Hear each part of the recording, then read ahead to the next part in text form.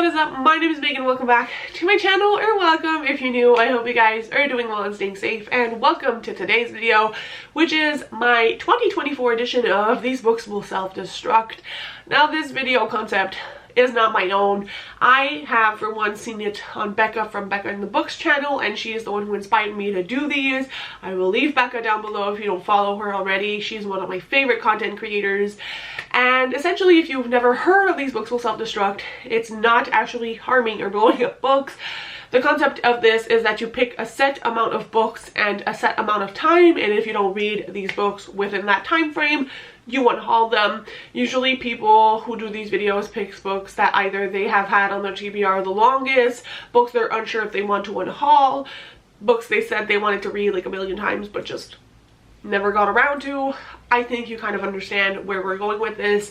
I, for one, have chosen 6 books to read in 6 months. If not, I unhaul them, and some of them I have had on my TBR for really long. Some of them I'm just afraid of how I'm going to enjoy them. So basically, it fits right into the concept. There are 2 middle grade, 2 young adult, and 2 adult books. So without further ado, let's hop on in. The first book I have is The Messy Lives of Book People. This is adult fiction, and it follows a main character who has always aspired to be a writer. However, she is actually a maid trying to make ends meet, and she one day gets the lucky opportunity to actually be the maid of one of her most beloved authors, who is a recluse. They become friends, and when that author dies, her dying wish was for our main character to actually finish that last book of hers. And so she needs to step in the shoes of the person who died. I think secrets will be uncovered, things will become messy, hence the title, and that is the journey we are going to follow. I think it's going to talk a lot about books and the importance of books and everything related to that. So that's what really drew me in. Also, the cover is absolutely stunning.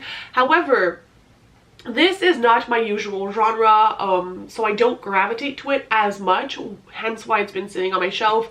I purchased this when I had just read, I believe, Anxious People by Frederick Bachman, and I was like, I need more of these books, and then I picked it up and never read it. So this is why this book is here. I'm hoping I love it. I've heard really mixed things by the few people who I've seen read it, but I'm still holding out hope that this will hit me straight in the feels and that I'll be obsessed with it, but we will see. But this is on the list. If it's not read in 6 months, it's gotta go. The other book is an oldie at this point. It was published in 2016, so it's not a classic, but it's old, and that is Junkie by Cambria Hebert. And this is a book I had heard about, I believe, probably close to 2016 on Gabby from Gabby Reads channel, which this is not what the kind of book she reads anymore. But this is a car driving romance. It's a male romance, and it's thick, unnecessarily thick. This is over 500 pages, and the font is kind of wonky, and the cover, it just looks cringe, but at the time it sounded right up my alley, and I still to this day really enjoy cringe books.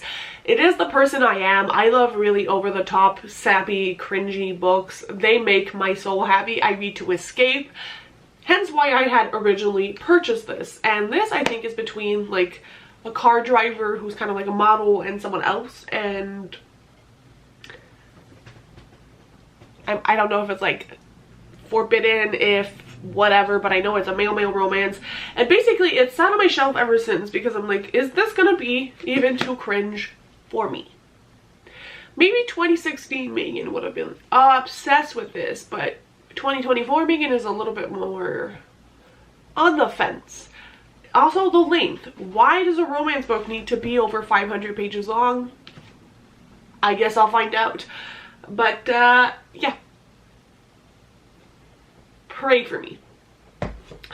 moving on to middle grade. The first is probably going to be a shock to a lot of people. One, that I haven't read, and two, that it's on this list, and that is Inkheart by Cornelia Funk. This is like a classic middle grade at this point. I feel like it's the reference for so many middle grade books I read and loved. People, when I talk about Pages & Co., always mention Inkheart and how the concept is from Inkheart.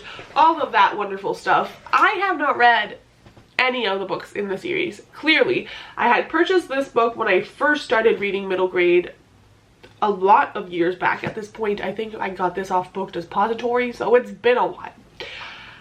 First, again, why is this book so big? This is a middle grade book. It's over 500 pages long, and all the books in the series are actually incredibly long. I don't own the next ones, which could be a blessing in disguise, because what if I don't read this in the next 6 months? I need to unhaul. But this is about a main character named Maggie who loves stories, but her father hasn't read to her aloud since their mother disappeared. And then she discovers, I guess, that when she reads out loud, characters come out of the pages. So it's kind of like Pages & Co. So I have hopes that this is going to become like my favorite middle grade. But because it's so beloved and so well known, and there's just so much discourse around this book, I'm a chicken and I haven't read it. But I do think this could be a fun middle grade to read. Let me know if you'd be interested in this being a book club pick, if you haven't read it yet and also live under a rock. And the other book is one I'm scared to put on here, because that means I actually have to read it. And that is A Pinch of Magic by Michelle Harrison, which is the first book in a middle grade series. I own the first 2 books, so A Pinch of Magic and A Sprinkle of Sorcery.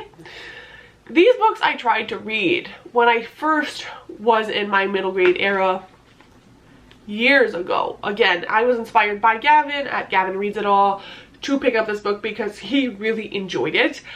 I never understood the hype. I got like 1/3 of the way through and I was like, I don't care, which usually doesn't happen with middle grade. Middle grade usually just really grips me from the start, and then I'm like turning the pages.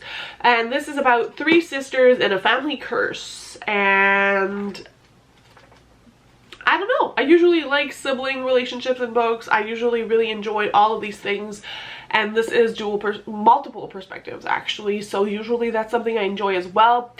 I don't know if I just wasn't feeling it at the time, hence why I never unhauled it, but I never tried it again. And I'm like, why are these still on my shelves years after I tried to read it if I'm not going to enjoy it, when I've unhauled hundreds of books? So it doesn't make sense to me that this has made the cut of books I keep over and over again if I haven't enjoyed it. So I need to make a final choice on this, hence why it's on the list. The last 2 books on my self-destruct list are YA. The first one being An Emotion of Great Delight by Tahereh Mafi. This is a book I have wanted to read again since it came out. When I read, what is it called?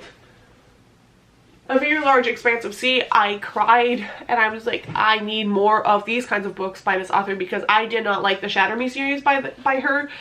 But these books are they're contemporary. They tackle important topics, mostly about being Muslim.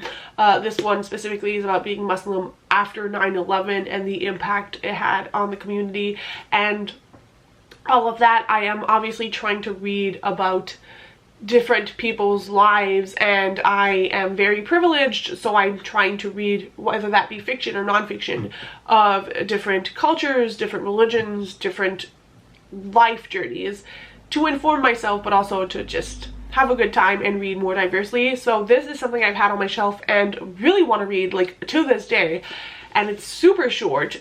I just never make it a priority. So by putting this on the list, I am hoping that it becomes a priority and that, like, it could be read in the next maybe 2 months. Who knows? This is one I'm like, if I'm gonna read one from this list, this has to be it. And the final book is another book I'm like, how have I not read this? It is The Secret Recipe for Moving On by Karen Bisher, and this is about a girl who is dumped by her boyfriend on the first day of senior year, and she shares a life skills class with him and his new girlfriend, and she gets partnered with a family misfit, and I guess that a relationship will arise between both of them, and then it's going to be about like making the others jealous and the whole shebang. I love these kinds of young adult books. I don't read a lot of YA books anymore. I'm more of a middle grade and romance reader. However, once in a while a YA book like this comes up and just like creeps up on me and I become obsessed with it. For example, what is that book by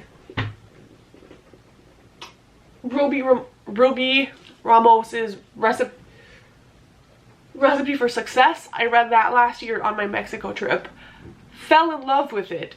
Again, I love books that have to do with baking in young adult context, and it just like senior year vibes, transitional vibes, losing a relationship. They're all things I really enjoy in books, especially YA, because it's that transitional age between like the comfort of high school and then moving on to bigger and better things. So I think this would be like maybe even a 5-star read if I would just pick it up and read it. Then again, super short, so I don't know why I haven't picked it up, but I need to now, because if not, it has to be gone in the next 6 months. So this is my stack. I failed at making a complete reading vlog for these books last time, but the plan for this, once again, is to create this big reading vlog of my experience reading these books. Let me know if that's something that's interesting to you, or if I would be wasting my time. Well, time is not wasted when you do something you love. Either way. But also let me know what I should prioritize, what you think I'm gonna love most, what you think I'm not gonna like, and if not, put a cookie emoji if you made it this far. Thank you guys so much for watching, and I'll see you very soon with another video. Bye guys, happy reading.